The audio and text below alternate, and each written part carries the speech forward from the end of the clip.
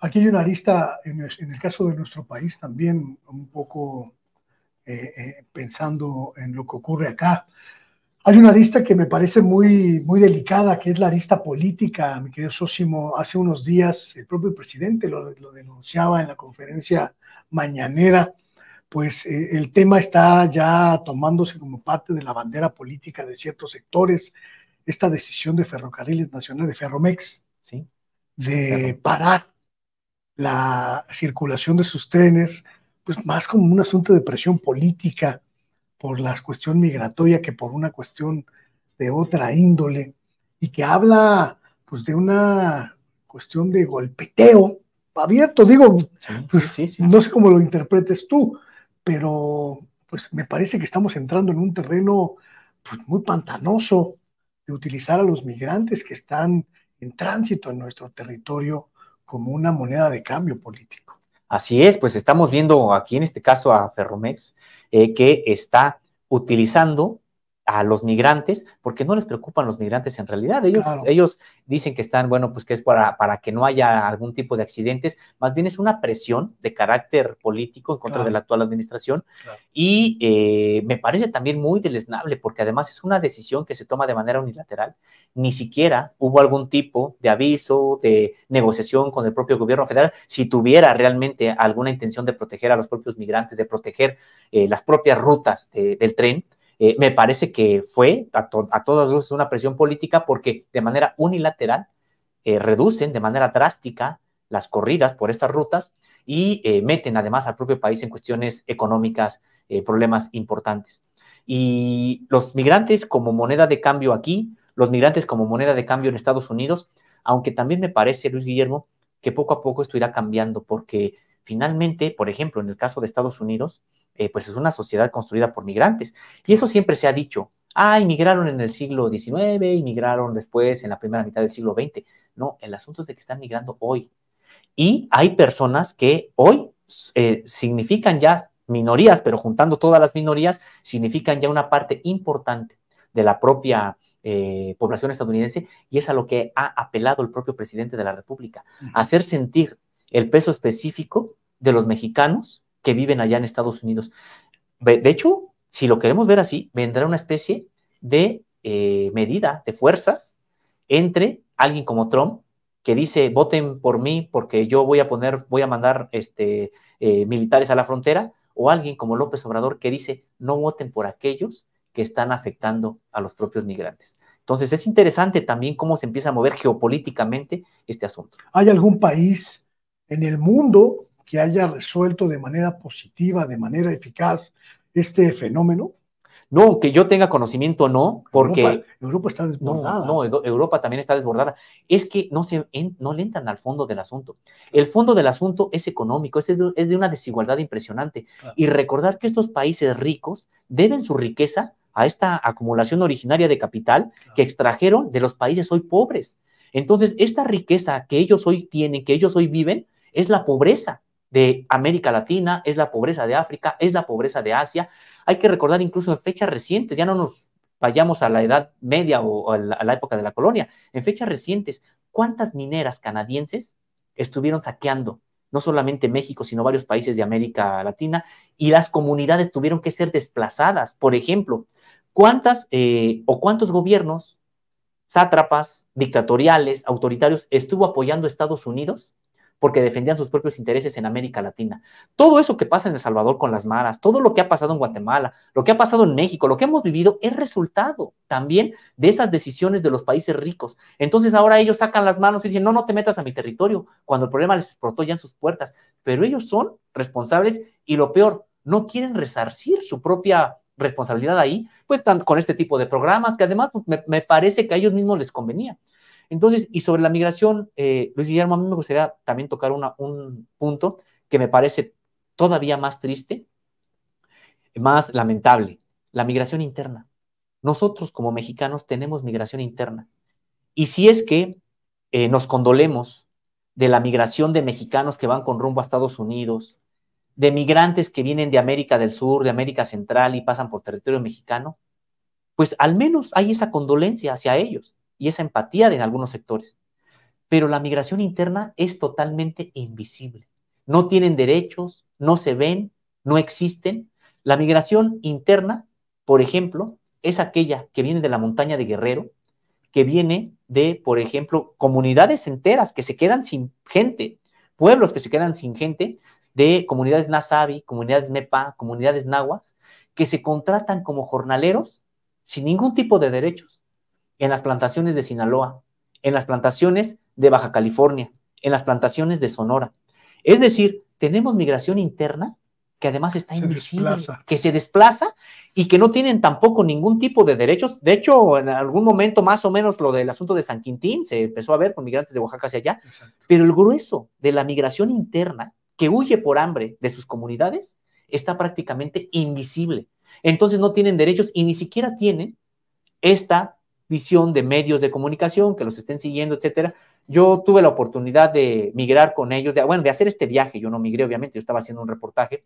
Empezamos caminando en la montaña de Guerrero, en una comunidad que se llama Santa María. Solamente esperaban a que fuera la fiesta de la Virgen de Guadalupe para en la propia madrugada salir toda la población, aproximadamente 400 personas de esa comunidad, y dejaban solamente a 5 que se quedaban a cuidar animales, milpas, enseres, etcétera.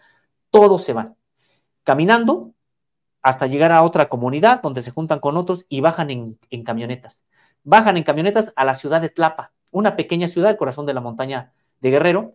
Ahí está el enganchador de estas empresas, muchas de ellas que son las que exportan jitomates, berries, etcétera, para Estados Unidos. Bueno, ahí los enganchan, los llevan en un autobús. Nos fuimos en el autobús, el equipo de Contralina se fue en el autobús, donde caben 45 personas, ahí van más de 100, hacinados, con tostadas, con bolsas, con ropa. ¿Y sabes por qué?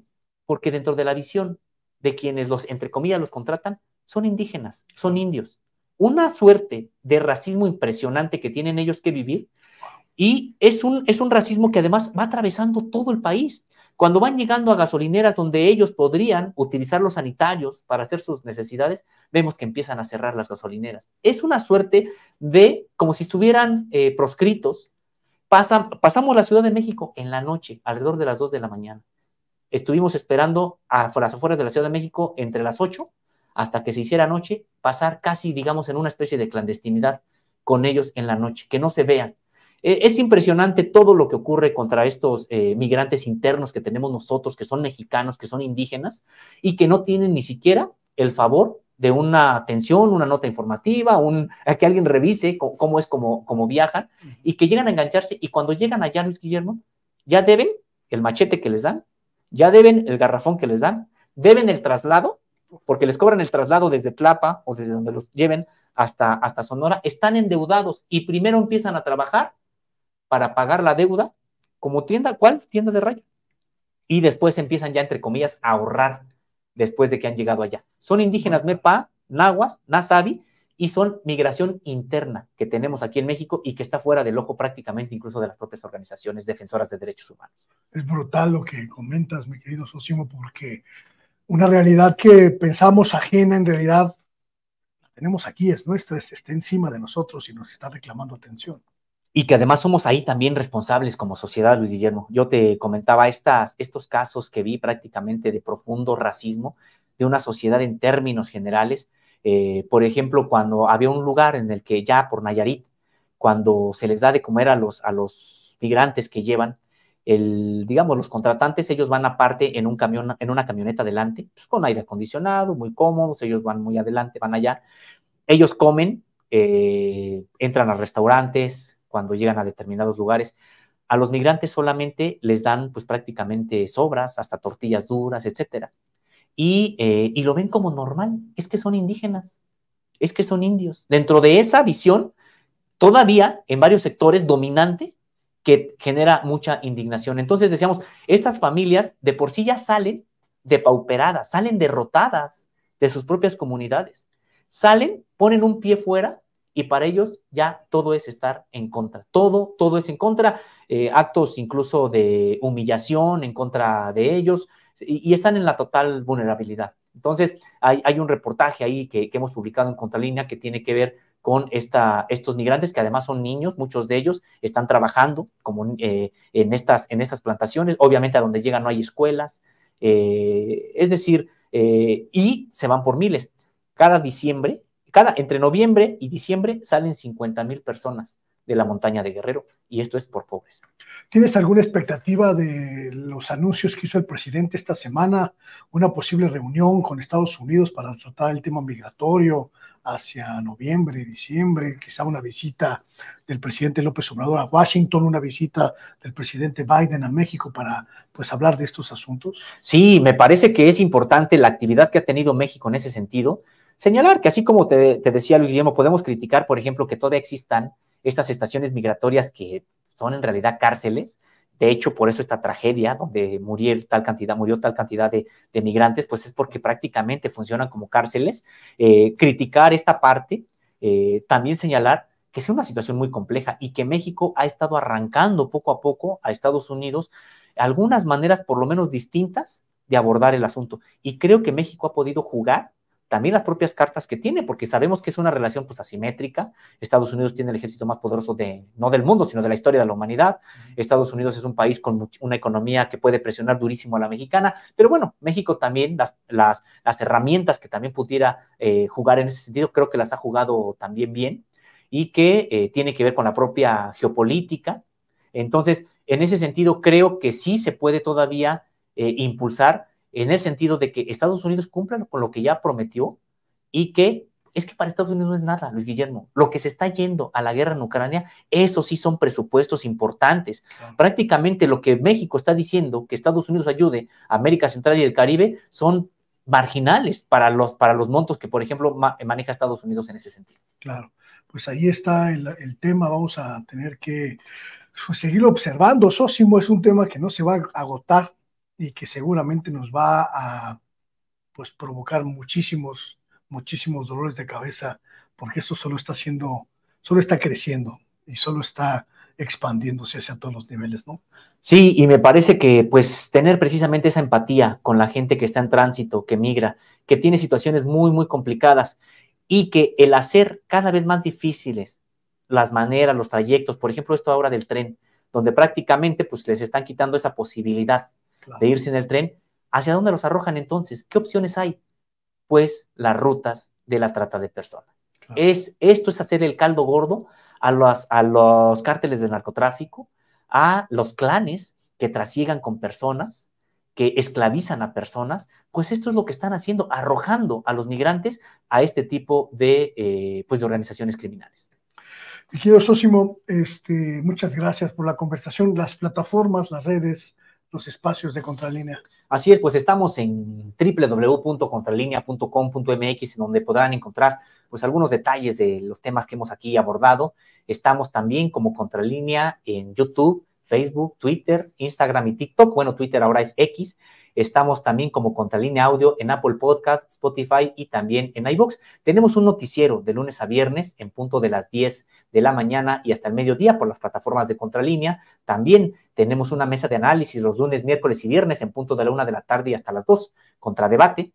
Y también, por supuesto, les invitamos a que estén aquí con nosotros en este esfuerzo informativo Contralínea Sin Censura por las plataformas y desde las instalaciones de nuestros amigos, nuestros compañeros de Sin Censura. Pues ahí está. Muchísimas gracias, mi querido Sósimo, y gracias a usted también por esta conversación. Continúe. Estamos en Sin Censura Nocturno.